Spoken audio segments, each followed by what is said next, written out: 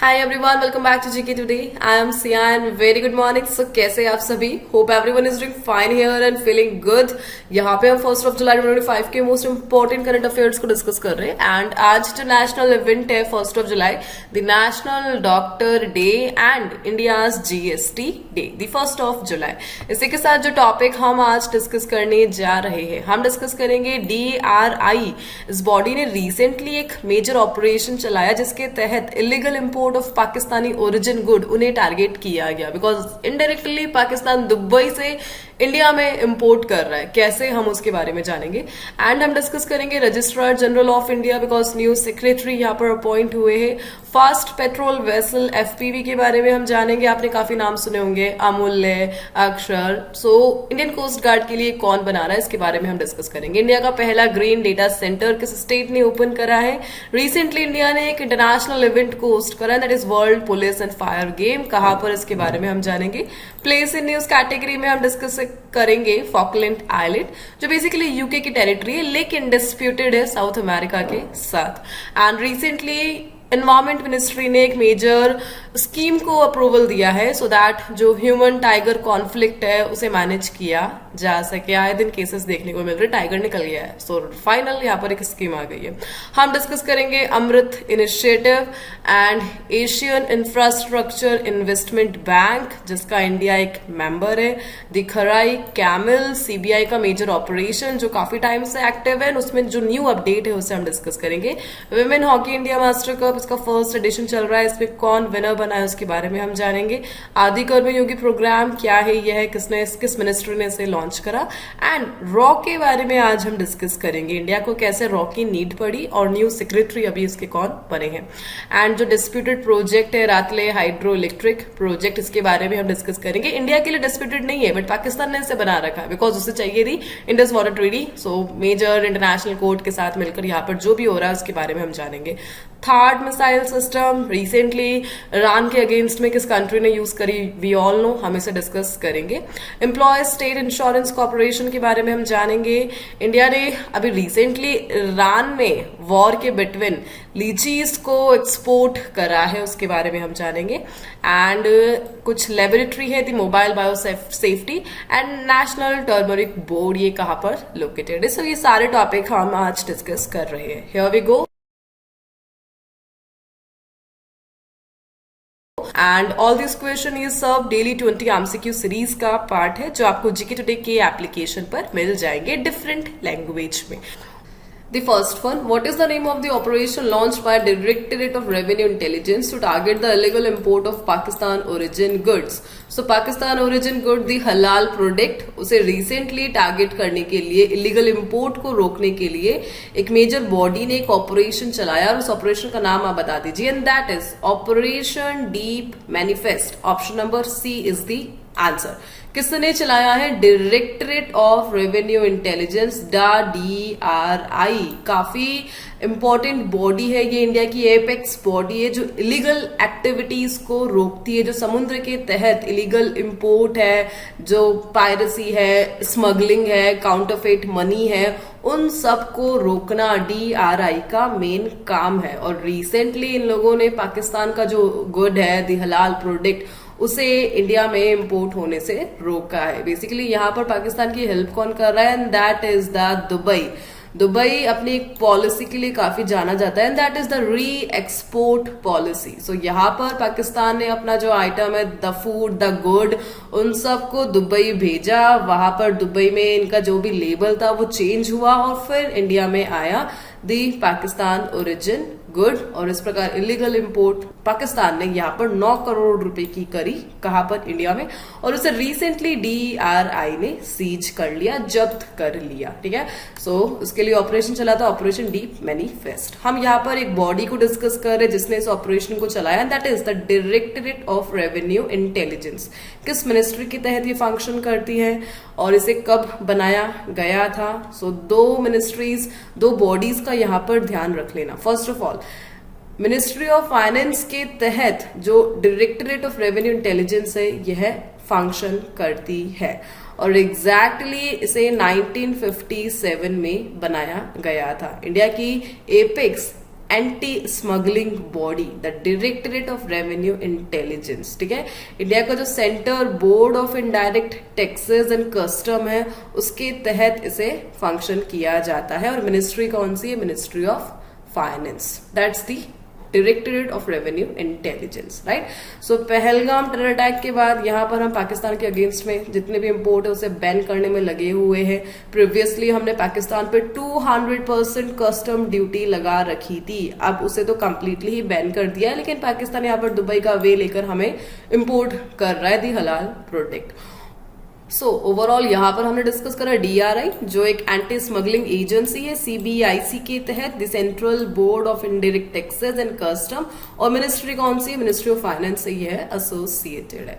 सो इस क्वेश्चन के साथ जो अदर थिंग हम डिस्कस करेंगे एंड दैट इज दुबई, क्योंकि दुबई का डिस्कशन यहाँ पे चल रहा है, अपनी री एक्सपोर्ट पॉलिसी के लिए काफी जाना जाता है दी दुबई।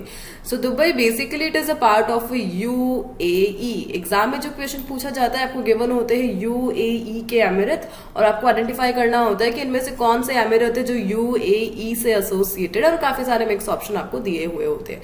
सो यहाँ पर UAE the United Arab emirate 7 emirate का ग्रुप है, और इन्हीं में से जो मेजर एमिरेट 7 उन्हें हम डिस्कस करेंगे, जिसमें से एक है Dubai. So the first one the capital emirate and that is Abu Dhabi. So basically जब हम आबू धाबी डिस्कस कर रहे होते तो हम UAE की कैपिटल को डिस्कस कर रहे होते। The second one is Dubai जो कि बिजनेस हब है, देन दी शारजा जो कि कल्चरल हब है UAE का, देन अजमान सबसे स्मॉल कोस्टल एमिरेट है, ये है, ध्यान रख ले सबसे स्मॉलेस्ट कौन सा है? अजमान। दैन आता है Al Quwain populated emirate, less populated, and Ras Al Khaimah, and the last one इसका नाम ध्यान रख लेना काफी important, it is Fujairah. Fujairah काफी इंपॉर्टेंट है बिकॉज ओनली एमिरेट है जो गल्फ ऑफ ओमान के साथ अपनी कोस्टल लाइन को शेयर करता है। सो मैप पे आप देख सकते that is the UAE United Arab emirate, इसका ओनली एमिरेट जो gulf of Oman straight of Hormuz के नियर बाय है, एंड दैट इज फुजरा, ठीक है। सो इस प्रकार UAE 7 एमिरेट का एक ग्रुप है, और एग्जाम में यही आपसे पूछा जाता है। मूविंग ऑन, ऑपरेशन यहाँ पर डिस्कस चल रहा था, द टॉपिक इज ऑपरेशन। सो उसी से रिलेटेड मेजर जो क्वेश्चन है हम उनका रिवीजन करेंगे। सो एक इवैक्यूएशन ऑपरेशन जिसे इंडियन गवर्नमेंट ने चलाया था ईरान से इंडियंस को लाने के लिए, and that is operation Sindhu. What is the name of the operation जिसे ईरान ने चलाया? Retaliation against Israel. सो बदला रिटेलिएशन और चलाया था ऑपरेशन ट्रू प्रॉमिस 3 USA के अगेंस्ट में ऑपरेशन बशर अल फतह, which country has launched a military action called Operation Rising Lion and that is by Israel. And global cyber operation जिसे इंटरपोल ने चला रखा है, इंटरपोल जो कि ग्लोबल पुलिस है, और इन्होंने चला रखा है ऑपरेशन सिक्योर। बुशहर प्लांट ये only and first nuclear power facility है ईरान की। अमरनाथ यात्रा के लिए जो ऑपरेशन है that is operation Shiva. And recently last हमने अमरनाथ यात्रा से पहले होने वाले का ऑपरेशन डिस्कस किया था, उसका नाम आप कमेंट में बता दीजिए, जो अभी चलाया था और कल के सेशन में हमने डिस्कस किया था। एंड यूक्रेनियन ऑपरेशन जिसका मेन ऑब्जेक्टिव क्या है? रशियन एयरबेस को टारगेट करना, and that is operation spider web, ठीक है। Moving on the next one, place in news category में हम डिस्कस कर रहे हैं यूके द यूनाइटेड किंगडम का एक major territory, and that is Falkland Islands. So यह कहाँ पर है? Are located in which sea? So South Atlantic Ocean में लोकेटेड है। सो मैप में कुछ इस प्रकार से देख सकते हो, यह है the South America. South America basically Pacific Ocean और अटलांटिक ओशन के बिटवीन कुछ इस प्रकार से लोकेटेड है। और यहाँ पर Atlantic, the South Atlantic Ocean में ये जो डॉट डॉट आपको दिख रहे हैं दैट इज फॉकलैंड आइलैंड, और यह है यूके की टेरिटरी है। लेकिन इसके नियर बाय जो देश है that is Argentina, and that's why Argentina के साथ ये डिस्प्यूटेड है। लेकिन यहाँ पर जो रूल है वो सब यूके का है, the government is UK. So basically अभी न्यूज में रहा बिकॉज रिसर्चर्स ने ऐसा पाया है कि जब ह्यूमन लाइफ एग्जिस्ट करती थी, शिप आई, उससे पहले भी जो फॉरेस्ट, डेंस फॉरेस्ट, वो कहाँ पर पाया गया? The Falkland island. So that's why जो रिसर्च ये सामने आई है, और यही अभी न्यूज में चला। इसका सेकेंड नेम ध्यान रख लेना, इसे मेलविनस आइलैंड के नाम से जाना जाता है। सो मेलविनस आइलैंड ये 2 आइलैंड का ग्रुप है जिसे फॉकलैंड आइलैंड भी कहा जाता है, और साउथ अटलांटिक ओशन में यह लोकेटेड है। बेसिकली ये जो आइलैंड आपको दिख रहा है दैट इज मेलविनस आइलैंड, जो कि 2 पार्ट में डिवाइडेड है, the east and the west, ठीक है। एंड उसके अलावा सेल्फ गवर्निंग यूके टेरिटरी है ये है, एंड अर्जेंटीना के नियर बाय है। What is the capital of Falkland island? That is Stanley. Stanley is the capital of the Falkland island. और इसी प्रकार फॉकलैंड आइलैंड दो मेजर आइलैंड में डिवाइडेड है, द ईस्ट फॉकलैंड और वेस्ट फॉकलैंड। अब यहाँ पे स्ट्रेट को मैं डिस्कस करूँ, इसलिए यहाँ पर एक नियर बाय स्ट्रेट भी लोकेटेड है, उसको हम देख लेते हैं बिकॉज मैप में शो हो ही रही है। सो देखना, पैसिफिक ओशन है और अटलांटिक ओशन आपको दिख रहा है। पैसिफिक ओशन और अटलांटिक ओशन आपको कुछ इस प्रकार से दिख रहा है कि यहाँ पर ये मिल रहा है अर्जेंटीना में।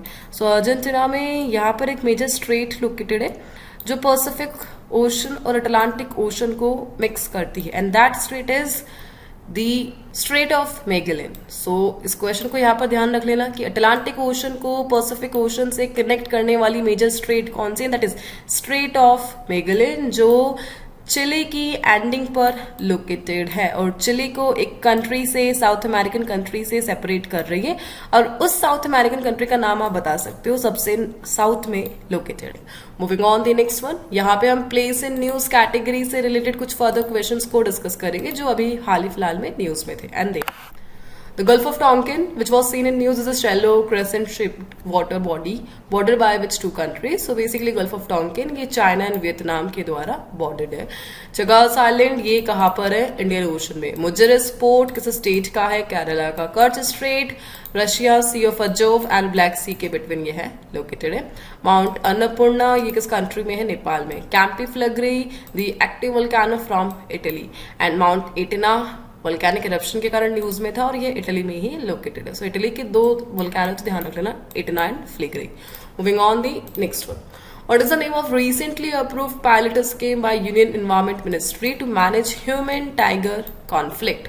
सो जो न्यूज में चल रहा है, टाइगर आज यहाँ पहुंच गया, टाइगर वहां पहुंच गया। सो फाइनली उससे कॉन्फ्लिक्ट से मैनेज करने के लिए एक मेजर स्कीम आई है, that is tigers outside of tiger reserve, ठीक है। और किस मिनिस्ट्री ने इसके लिए फंडिंग दी है? And recently the union ministry of environment ने इसके लिए फंडिंग दी है। कौन है इनके कैबिनेट मिनिस्टर?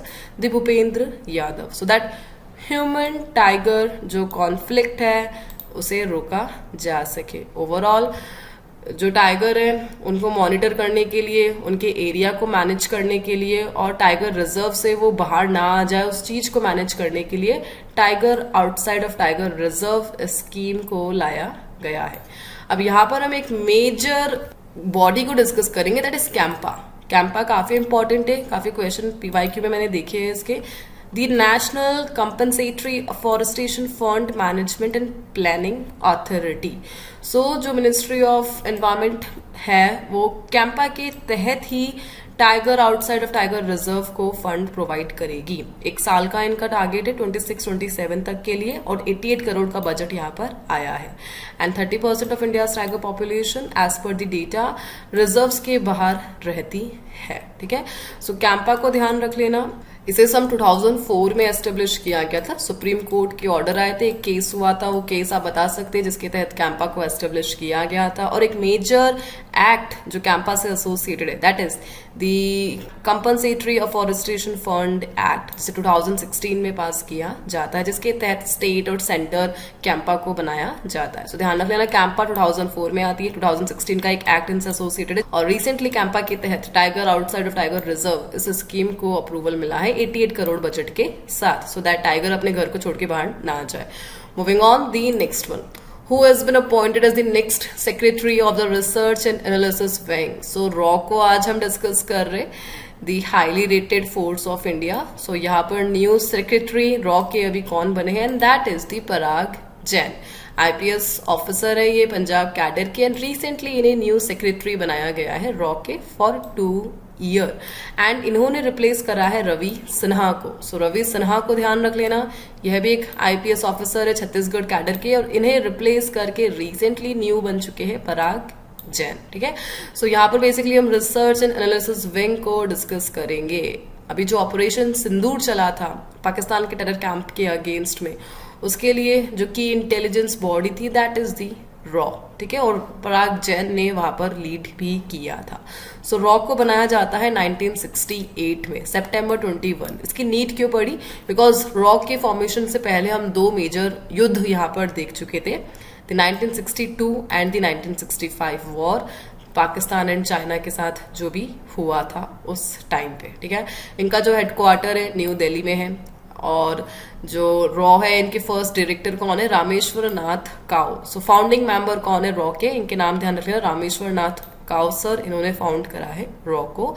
और रिसेंटली जितनी भी IB, IPS, आर्म फोर्सेज है, रेवेन्यू सर्विसेज है, यहाँ से रिक्रूटमेंट होती है रॉ के लिए। ऑपरेशन मेघदूत जो चला था सियाचिन ग्लेशियर में, उसमें की रोल रॉ कर रहा था। इंदिरा गांधी ने जब ऑपरेशन स्माइलिंग बुद्धा चलाया था, उसे सीक्रेट रखने के लिए मेन जो रोल था वो रॉ का रहा था, ठीक है। Moving on the next one. The next one, where has India recently sent its first ever consignment of 1 metric ton of rose scented lychees? So यहाँ पे ईरान इजराइल वॉर में हमने लीचीज का एक्सपोर्ट कर दिया, और किस कंट्री में किया था, and that is Qatar. Qatar जहाँ पर अभी मेजर ऑपरेशन चलाया था, ऑपरेशन बशर अल फतह, USA के एक मेजर एयरबेस को टारगेट करा था ईरान ने। सो वहां पर हमने रिसेंटली लीचीज को एक्सपोर्ट करा है पठानकोट पंजाब से, the first metric ton of rose scented litchis, ठीक है। और कॉमर्स मिनिस्ट्री ने रिसेंटली एक new step, the great step from Indian government, इसे बताया कि इंडिया का फ्रेश फ्रूट मार्केट गया है, और इस एफर्ट में जो सपोर्ट मिला है हमें एपीडा से मिला है। एपीडा को ध्यान रख लेना, the Agricultural and Processed Food Product Export Development Authority. So यहाँ पर एग्रीकल्चर मेंशन, इसका मतलब यह नहीं है कि ये मिनिस्ट्री ऑफ एग्रीकल्चर के तहत फंक्शन करती है। बेसिकली एपीडा ये ministry of commerce and industry के तहत फंक्शन करती है। जो मेजर एग्रीकल्चर प्रोडक्ट है उनका प्रमोशन एंड डेवलपमेंट और एक्सपोर्ट को देखती है। इस बॉडी को 1986 में बनाया गया था। Moving on the next one.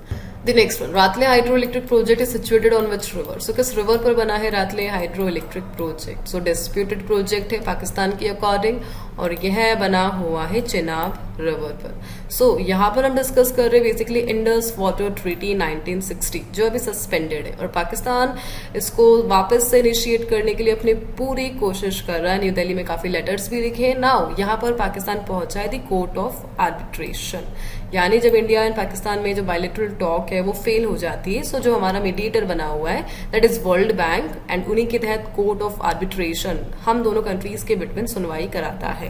So court of arbitration ने रिसेंटली एक स्टेटमेंट जारी करा, and that is supplemental award, यानी किशन गंगा और रातले हाइड्रो इलेक्ट्रिक प्रोजेक्ट जो कि बने हुए हैं इंडस वाटर ट्रीटी से रिलेटेड नदियों पर, वो इलीगल है, और इंडिया ने इनके इन स्टेटमेंट को रिसेंटली रिजेक्ट करा, एंड दैट्स वाई यह न्यूज में रहा था the रातले hydro electric project. So first of all रातले hydro electric project को हम डिस्कस कर रहे हैं, चिनाब रिवर पर यह लोकेटेड है। बेसिकली चिनाब रिवर जम्मू कश्मीर में आती है, इसका जो ओरिजिन पॉइंट है हिमाचल प्रदेश से है, और इंडस वाटर और इंडस वाटर ट्रीटी के तहत यह दी CGI का पार्ट है, दी चिनाब झेलम इंडस जो वेस्टर्न में फ्लो होती है पाकिस्तान एरिया में, ठीक है। सो उसका पार्ट है चिनाब, और पाकिस्तान में फ्लो होते हुए चिनाब पर हमने बना रखा है रातले हाइड्रो इलेक्ट्रिक प्रोजेक्ट। इसी के साथ एक दूसरा प्रोजेक्ट भी, that is Kishan Ganga hydro electric project जो बना हुआ है किशन गंगा रिवर पर, जो झेलम की ट्रिब्यूटरी है जम्मू कश्मीर में लोकेटेड है, और पाकिस्तान इस पर ऑब्जेक्ट करता है। सो ये दोनों project the रातले and Kishan Ganga Pakistan के लिए डिस्प्यूटेड है, और इसी के लिए इन्होंने कोर्ट ऑफ आर्बिट्रेशन की हेल्प ली। बेसिकली एक इंटरनेशनल लेवल का कोर्ट भी यहाँ पर एग्जिस्ट करता है, इंटरनेशनल कोर्ट ऑफ जस्टिस, जिनका हेडक्वार्टर नीदरलैंड हेग में लोकेटेड है। बट इंडिया उनकी जितनी भी सुनवाई है इंडस वाटर ट्रीटी को लेकर उसे नहीं मानता है, रिजेक्ट करता है। सो इसीलिए वर्ल्ड बैंक के थ्रू कोर्ट ऑफ आर्बिट्रेशन यहाँ पे बनाया गया, जो कि बेसिकली ICJ का ही एक छोटा सा फॉर्म है। So overall रातले hydro electric Chenab river पर है, इससे रिलेटेड स्टेटमेंट को रिसेंटली इंडिया ने रिजेक्ट करा, बायलैटरल टॉक फेल हो गई है इस कोर्ट ने जो कंडक्ट कराई थी इंडिया एंड पाकिस्तान के बिटवीन। और रातले एक run of the river project है जम्मू कश्मीर में, और रिसेंटली है just because of ICJ treaty के सस्पेंड होने से न्यूज में रहा, IWT treaty, the Indus water treaty. Moving on the next one. The registrar general of India functions under which ministry? So registrar general of India को हम discuss कर रहे हैं और किस मिनिस्ट्री के तहत ये फंक्शन करता है, and that is the ministry of home affair के तहत ये फंक्शन करता है. सो रिसेंटली उन्होंने कुछ गाइडलाइंस इशू करी है कि जितने भी स्टेट हैं उन्हें अपनी जो मदर्स हैं उन्हें birth certificate first of all provide कराने होंगे न्यू बॉर्न्स के बॉर्न होते ही, डिस्चार्ज से पहले. यानी हॉस्पिटल में न्यू बॉर्न्स के सर्टिफिकेट है, जो बर्थ सर्टिफिकेट है, वो आपको प्रोवाइड कराने होंगे मदर्स के हॉस्पिटल से डिस्चार्ज होने से पहले. ऐसी गाइडलाइन अभी recently registrar general of India ने पब्लिश करी है और गवर्नमेंट जो हॉस्पिटल है उनके लिए मैंडेटरी इसे बनाया गया है, एंड दैट्स व्हाई ये अभी न्यूज में रहा. Overall registrar general of India, इन्हें कौन अपॉइंट करता है? प्रेसिडेंट ऑफ इंडिया अपॉइंट करता है the registrar general of India, और मिनिस्ट्री ऑफ होम अफेयर के रिकमेंडेशन से यह काम करता है. जो सेंसस है, इंडिया की सेंसस, वो कौन चलाता है? Registrar general of India, the main thing. Moving on the next one. What is the name of the first fast petrol vessel FPV inducted under the 8 FPV project for the Indian Coast Guard? So ICG Indian coast guard के लिए काफी time से FPV बना रहा है, और कौन बना रहा है? That is Goa shipyard limited. So Goa shipyard limited ने जो इंडियन कोस्ट गार्ड है इनके साथ एक मेजर डील साइन करी हुई है, that is for the fast patrol vessel.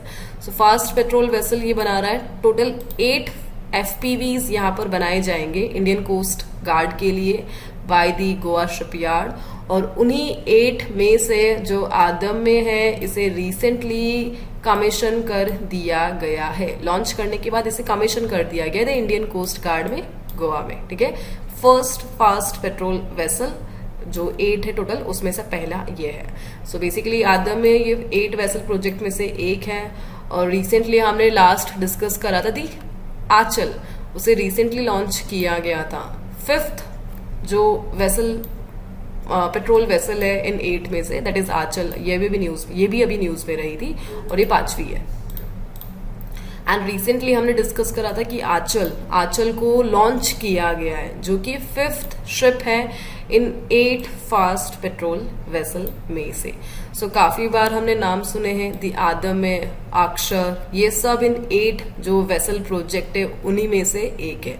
अमूल्य, आंचल हो गया और आदम में हो गया. सो इन सबको लॉन्च कर दिया गया. टोटल 8 है, और कमीशन होने वाला पहला कौन सा है? आदम में. बाकी को लॉन्च किया गया है और कुछ बनने की प्रोसेस में है. गोवा शिपयार्ड लिमिटेड इन्हें मैनेज कर रहा है, जो मिनिस्ट्री ऑफ डिफेंस के तहत फंक्शन करता है. Moving on the next one. Where is India's first green data center being established? So India का पहला ग्रीन डेटा सेंटर, और यह कौन खोल रहा है? And that is by Uttar Pradesh. Uttar Pradesh ने इसे रिसेंटली गाजियाबाद में ओपन करा है, एंड शाहिबाबाद में इसे ओपन किया गया है. 1000 करोड़ का इसे बनाने में कॉस्ट आएगा. इसकी कैपेसिटी 30 मेगावाट है. Rain water harvesting, smart cooling system, renewable energy use, ये सब इसके मेन फीचर है. Moving on the next one. So एक इंटरनेशनल गेम को इंडिया ने यहाँ पे होस्ट करा है, that is 2029 world police and fire game. इसका जो होस्ट है, होस्टिंग राइट है, वो किसके पास आ चुके हैं? एंड दैट इज इंडिया करेगा. 2029 का जो world police and fire game है वो इंडिया होस्ट करेगा अहमदाबाद, गांधीनगर में, एंड गुजरात में एकता नगर में. सो ये डेस्टिनेशन सिलेक्ट हो चुकी है 2029 के world police and fire games के लिए. Basically world police and fire games, इनमें वो सारे स्पोर्ट्स पर्सन पार्टिसिपेट करते हैं जो कि फोर्सेस से रिलेटेड है. जितने भी आर्म फोर्सेस है, स्टाफ है, पर्सनल है, जो भी मिलिट्री से एसोसिएटेड है, डिफरेंट कंट्रीज के. सो वो लोग पार्टिसिपेट करते हैं the world police and fire games में. और इससे पहले जो होस्ट कंट्री रह चुकी, जैसे लाइक कनाडा, ऑस्ट्रेलिया, यूएसए, सो इनके साथ इंडिया ने ज्वाइन कर लिया है WPFG को होस्ट करने के लिए. और इनका जो पहला इनॉग्रल इवेंट हुआ था वो कैलिफोर्निया में हुआ था सन 1985 में. ठीक है, और बाइनियल होता है, ये हर 2 साल में होता है. Moving on the next one, which is the nodal ministry for the Atal Mission for Rejuvenation and Urban Transformation Initiative. So एक मेजर इनिशिएटिव को हम डिस्कस करते, दैट इज अमृत. और अभी रिसेंटली न्यूज में नहीं, बिकॉज 10 साल इस मिशन को कंप्लीट हो चुके हैं अमृत को. इंडिया सेलिब्रेटेड 10 years ऑफ अमृत, और ये ministry of housing and urban affair के तहत आता है. इसके मनोहर लाल खट्टर कैबिनेट मिनिस्टर है. सो इस इनिशिएटिव को 25 जून 2015 में लॉन्च किया गया था, और इसके 10 साल कंप्लीट हो चुके हैं. The Amrut Atal Mission for Rejuvenation and Urban Transformation. इसका मेन ऑब्जेक्ट क्या है? जो वाटर सप्लाई है, सीवेज ट्रीटमेंट है, जो ग्रामीण इलाका है वहां पर वाटर मैनेजमेंट है, उन सबको इम्प्रूव करना यह मेन ऑब्जेक्टिव है। 2021 में इसका सेकेंड वर्जन भी आ गया था 2.99 लाख करोड़ के फंडिंग के साथ। Overall universal water management, sewage, उन सबको मैनेज करना, यही इसका मेन ऑब्जेक्टिव है और ministry of housing and urban affair के तहत यह फंक्शन करता है। लॉन्चिंग ईयर क्या था? 25 जून 2015। Moving on the next one, who has been elected as a new president of the Asian Infrastructure Investment Bank AIIB। So AIIB को हम discuss कर रहे हैं और न्यू प्रेसिडेंट इनके इलेक्ट हुए हैं, कौन है? And that is Zou Jiayi. So Zou Jiayi को बनाया गया है recently the new president of the Asian infrastructure investment Bank. So China की फॉर्मर वाइस फाइनेंस मिनिस्टर यह रह चुकी है। यहाँ पर हम एक मेजर ऑर्गेनाइजेशन डिस्कस करें, that is the Asian infrastructure investment Bank, जिसे Russia and China and some other countries ने फाउंड किया था। इंडिया इसका फाउंडिंग मेंबर नहीं है, इंडिया इसे बाद में ज्वाइन करता है। इस ग्रुप का मेन ऑब्जेक्टिव क्या है? एशिया में जो इंफ्रास्ट्रक्चर है उसे मैनेज करना, इंफ्रास्ट्रक्चर को बढ़ावा देना, यही इसके लिए जाना जाता है। 2015 में एशिया इंफ्रास्ट्रक्चर बैंक को बनाया गया था। इनका हेडक्वार्टर कहाँ पर लोकेटेड है? बीजिंग में इनका हेडक्वार्टर लोकेटेड है, चाइना बीजिंग में। जहां पर आपको हेडक्वार्टर देखने को मिलेगा शंघाई कोऑपरेशन ऑर्गेनाइजेशन का भी। सो ध्यान रख लेना, एग्जाम में ऐसे क्वेश्चन पूछे जाते हैं कि इंडिया किसका मेंबर है और किसका नहीं है। So India Shanghai Cooperation Organisation का मेंबर है, इसका हेडक्वार्टर बीजिंग में लोकेटेड है। इंडिया AIIB का भी मेंबर है, ठीक है। Moving on the next one, the Kharai camel is the native to which state. So एक कैमल हम यहाँ पे डिस्कस कर रहे हैं, खराई कैमल्स, और किस स्टेट की नेटिव है? सो गुजरात की नेटिव है ये। रिसेंटली जो illegal salt pan and creek encroachment है उसके कारण ये खतरे में है, यानी इनका जो आवास है जहाँ पर यह रहते हैं वहां पर अतिक्रमण किया जा रहा है और सॉल्ट से रिलेटेड जो खेती है इलीगल वो की जा रही है, जिनके कारण इनका जो आवास है वो क्या हो रहा है? डेंजर में हो रहा है। और जिसके कारण ये अभी न्यूज में रहा है बिकॉज जो इनकी बॉडी है, इनको मैनेज करने वाली बॉडी दी NGT, नेशनल ग्रीन ट्राइब्यूनल, उन्होंने ऑर्डर पास करे हैं कि जितना भी इंक्रोचमेंट एरिया है, जो भी अवैध खेती की जा रही है सॉल्ट की, उन्हें खत्म की जाए बिकॉज इसके कारण जो खराई कैमल है ये डेंजर में आ रहे हैं। बेसिकली खराई कैमल सॉल्ट लविंग है, सैलिन वाटर में ये पाए जाते हैं। जो पानी है उसमें 3 किलोमीटर तक ये ग्रेज कर सकते हैं, स्विम कर सकते हैं मैंग्रोव्स में। और IUCN जो international union for conservation of nature है, उन्होंने इन्हें इंडेंजर कैटेगरी दे रखी है। तो ध्यान रख लेना, NGT ने रिसेंटली इनके लिए कुछ ऑर्डर्स को पास कराया जिसके तहत इनका जो भी डेंजर देखा जा रहा है इंक्रोचमेंट के कारण उसे सॉल्व किया जाएगा और इंडेंजर कैटेगरी है as per IUCN। Moving on the next one, what is the name of the operation launched by the CBI to combat cybercrime involving Mule Bank account? So यहाँ पर CBI ने एक major operation चला रखा है, काफी time से चला रखा है, जिसका मेन ऑब्जेक्टिव क्या है? जो म्यूल बैंक अकाउंट है उनसे कॉम्बेट करना, जो इलीगल बैंक अकाउंट ओपन हो रखे हैं, जिनका KYC भी कंप्लीट नहीं है, जो रिस्की बैंक अकाउंट्स है। सो उसके लिए चला रखा है दी ऑपरेशन चक्र 5, ठीक है, जो cyber crime and digital arrest scam इन सबको देखता है इनके अगेंस्ट में। रिसेंटली CBI ने 42 लोकेशन पर ऑपरेशन चक्र 5 को चलाया, राजस्थान, दिल्ली, हरियाणा, उत्तराखंड, उत्तर प्रदेश से एसोसिएटेड। और यहाँ पर 700 प्लस बैंक ब्रांचेस को देखा गया जिसने 8.5 लाख म्यूल अकाउंट्स को ओपन किया है और इन पर इन्वेस्टिगेशन चलाई गई जिसका प्रॉपर KYC भी कंप्लीट नहीं है। एंड दैट्स वाई ऑपरेशन चक्र 5 के कारण ये अभी न्यूज में रहा, दैट इज बाय CBI जो फेक अकाउंट है। एंड CBI बेसिकली किस मिनिस्ट्री के तहत फंक्शन करता है? Ministry of personnel public grievances pension के तहत फंक्शन करता है, जिसे directly PM of India lead करते हैं। एंड रिसेंटली CBI का एक ऑपरेशन और चल रहा है, बता सकते हैं कौन सा है? That is CBI the mission hawk, operation hawk, जिसका मेन ऑब्जेक्टिव क्या है? जितना भी ऑनलाइन चाइल्ड सेक्सुअल एक्सप्लॉयटेशन है उसके अगेंस्ट में एक major operation by the CBI। Moving on the next one, which state won the Women's Hockey India Master Cup 2025? So काफी टाइम से हम डिस्कस कर रहे हैं दी हॉकी इंडिया मास्टर कप 2025, जिनका पहला एडिशन चेन्नई में हुआ था, तमिलनाडु में, द फर्स्ट एडिशन, विमेन और मैन दोनों कैटेगरी में। और अभी रिसेंटली जो विमेन कैटेगरी है उसमें उड़ीसा ने इस टूर्नामेंट को जीत लिया है। कहाँ पे हुआ था ये? Mayor Radha Krishnan hockey stadium जो चेन्नई तमिलनाडु में लोकेटेड है, यहाँ पर इनका फर्स्ट एडिशन होस्ट किया जाता है। और hockey association of Odisha women ने हॉकी पंजाब के अगेंस्ट में इस टूर्नामेंट को जीता। एंड मेन कैटेगरी में हॉकी यूनिट ऑफ तमिलनाडु ने जीता है हॉकी यूनिट ऑफ महाराष्ट्र को डिफेंड करके। That's the result of this game. ठीक है, overall the first tournament hosted by the Chennai Tamil Nadu. Moving on the next one, which ministry has launched the Adi Karma Yogi program to bridge gaps between tribal welfare policies and real implementation? यानी एक ऐसे ministry का नाम आपसे पूछा जा रहा है जो जितनी भी ट्राइबल वेलफेयर पॉलिसी है उसे इम्प्लीमेंट करने के लिए और उसे रियल में इम्प्लीमेंट करने का जो गैप है उसको मेंटेन करने के लिए एक प्रोग्राम चलाती है, दैट इज आदि कर्म योगी प्रोग्राम। यानी एक स्कीम को लॉन्च करना और उसको रियली इम्प्लीमेंट कराना और उस बिटवीन में जितना भी गैप है उसे मैनेज करने के लिए जो ministry, and that is the ministry of tribal affair, जिसने लॉन्च कर रखा है दी आदि कर्म योगी प्रोग्राम। ठीक है, सो रिसेंटली इन्होंने लॉन्च करा दी आदि कर्म योगी प्रोग्राम एट आदि अन्वेषण नेशनल कॉन्फ्रेंस, जिसके तहत 20 lakh field level stakeholders को ट्रेनिंग प्रोवाइड की जाएगी सो दैट जो ट्राइबल वेलफेयर पॉलिसी है उनको इम्प्लीमेंट कराने के लिए जो इम्प्रूवमेंट प्रोसेस है उसे जारी किया जा सके। And ministry of tribal affair हम डिस्कस कर रहे हैं कि जो cabinet minister that is Jual Oram at present. And simply आपको ध्यान रखना है Adi Karmayogi programme ministry of tribal affair की है एंड इनका मेन ऑब्जेक्टिव क्या है, जो ट्राइबल ग्रुप है उनसे रिलेटेड वेलफेयर स्कीम को ऑफिशियली इम्प्लीमेंट कराना। Moving on the next one, एक मेजर मिसाइल को हम डिस्कस करें, थर्ड मिसाइल, जिसे रिसेंटली यूएसए ने यूज करी है ईरान के अगेंस्ट में मोस्ट ऑफ दी जो 12 डे का वॉर हुआ था उसमें। सो थर्ड मिसाइल सिस्टम इसे यूएस ने डेवलप करा है एंड यूएस ने अपनी 15 से 20% जो मिसाइल्स है वो थर्ड की ही यूज करी है स्टॉक से ईरान के अगेंस्ट में खुद को डिफेंड करने के लिए 12 डे के कॉन्फ्लिक्ट में। जो इजराइल एंड न्यूक्लियर साइट्स को जो टारगेट किया जा रहा था वहां पर मिसाइल को यूज किया गया था। एक मिसाइल डिफेंस सिस्टम है थर्ड, जिससे मेजर कंट्रीज को यह एक्सपोर्ट भी करता है। जस्ट लाइक साउथ कोरिया, उन्होंने फर्स्ट थर्ड सिस्टम को डिप्लॉय करा था आउटसाइड द यूएस। और किस कंपनी कौन सी कंपनी से मैन्युफैक्चर करती है, दैट इज लॉकहीड मार्टिन, इसका भी नाम ध्यान रख लेना।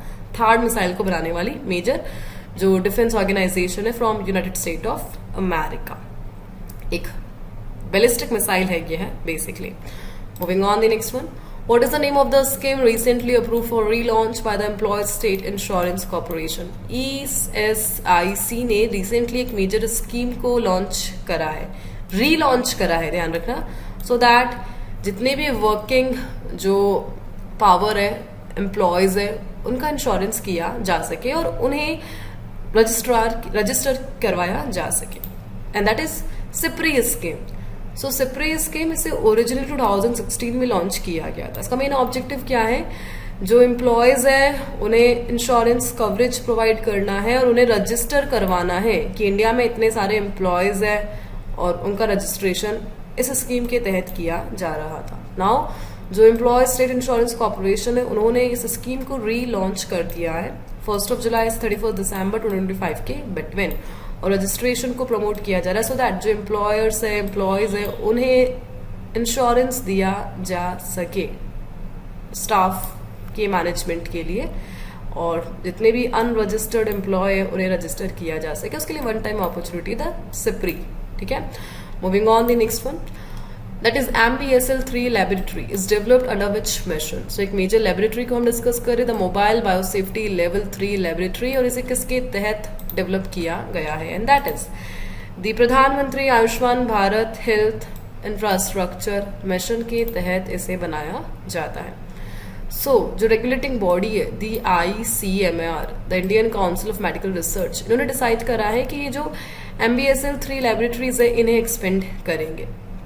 बेसिकली इंडिया में जितना भी आउटब्रेक होता है, जितने भी वायरस है, कोई भी न्यू डिजीज है, उसका आउटब्रेक देखने को मिलता है, पब्लिक हेल्थ को इम्पैक्ट देखने को मिलता है, उसके लिए एक मेजर बॉडी यहाँ पर काम करती है and that is the ICMR, इनके तहत कुछ लेबोरेटरीज फंक्शन करती है, that is mobile biosafety level 3 laboratory, जो इस आउटब्रेक के लिए रिस्पॉन्स को क्रिएट करना यानी उसको रोकने के लिए जो भी निर्देश है वो जारी करती है, पब्लिक हेल्थ को मेंटेन करना।